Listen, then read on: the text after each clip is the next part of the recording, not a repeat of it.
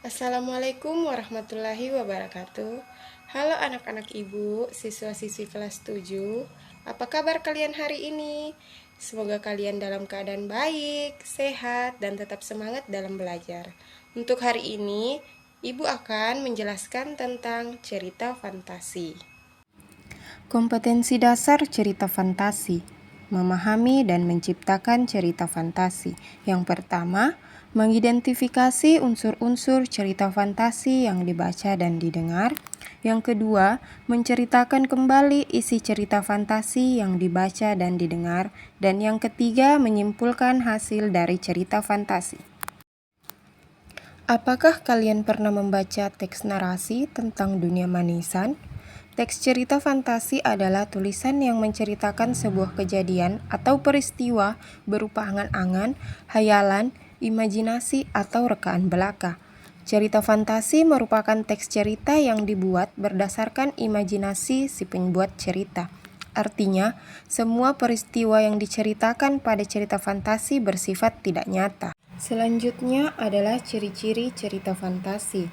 Yang pertama, ada keajaiban, sesuatu yang aneh dan misterius. Cerita fantasi mengungkapkan hal-hal yang bersifat tidak nyata atau ajaib dan juga misterius. Yang kedua, ide cerita terbuka, artinya penulis bebas menuangkan segala imajinasinya atau bebas berhayal, tidak ada batasan terhadap realitas atau kehidupan nyata, sehingga penulis atau pengarang bisa mengembangkan dengan sesuka hati. Tema atau ide yang sering dikaitkan cerita jenis ini adalah tema supranatural, mistis, horor, fiksi ilmiah, ataupun science fiction, dan sebagainya. Ada kalanya meski ide cerita bersifat sederhana, namun selalu ada pesan menarik di balik setiap cerita ini. Yang ketiga, latar bisa menembus ruang dan waktu. Cerita fantasi bisa menggunakan latar apapun dalam penulisannya, mulai yang ada dalam kehidupan sehari-hari hingga yang tidak ada atau yang bersifat karangan. Pada peristiwa ini, cerita juga bisa berpindah-pindah berbagai latar yang melintas ruang dan waktu. Yang keempat, ada tokoh yang tidak biasa atau unik. Yang kelima, fiktif semata atau bukan kejadian nyata, meski ada juga yang dialami oleh latar nyata atau objek nyata, tapi itu hanya dilebih-lebihkan. Yang terakhir, yang keenam, bahasa. Bahasa yang digunakan dalam cerita fantasi yaitu bervariasi, tidak harus dalam bentuk bahasa formal. Baiklah, kita lanjut pada jenis-jenis cerita fantasi. Yang pertama, cerita fantasi total dan irisan. Cerita fantasi dibagi menjadi dua bagian, yaitu fantasi total dan sebagian atau irisan. Pertama, kategori cerita fantasi total berisi ide pencitraan pengarang terhadap wujud sesuatu. Pada cerita jenis ini, semua yang terdapat pada cerita tidak pernah ditemui dalam dunia nyata. Misalnya, cerita fantasi negatif digolongkan sebagai fantasi total penulis karena semua nama orang, objek, nama kota berasal dari buah pikiran imajinatif pengarang.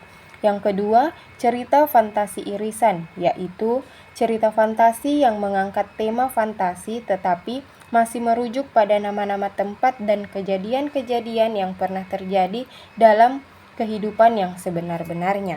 Yang kedua, cerita fantasi sezaman dan lintas waktu. Berdasarkan latar cerita fantasi dibagi menjadi dua, yaitu latar sezaman adalah latar yang dikondisikan dalam suatu periode waktu saja, tanpa fantasi masa kini, fantasi masa lampau, ataupun fantasi masa depan. Latar lintas waktu adalah cerita fantasi yang menggunakan dua latar waktu yang berbeda, misalnya masa sekarang dan zaman prasejarah masa kini dan masa 100 tahun kemudian. Selanjutnya, struktur cerita fantasi. Yang pertama, orientasi atau pengenalan. Penulis akan mengenalkan tokoh, tema, serta alur cerita kepada pembaca. Yang kedua, konflik. Ini adalah tahapan ketika permasalahan dalam cerita bermula dari awal hingga puncak permasalahannya. Yang ketiga, resolusi atau penyelesaian. merupakan penyelesaian dari konflik atau permasalahan di dalam sebuah cerita dan mengarah kepada akhir cerita. Itulah materi tentang cerita fantasi. Semoga bermanfaat dan semoga kalian memahaminya. Assalamualaikum warahmatullahi wabarakatuh. Sampai jumpa.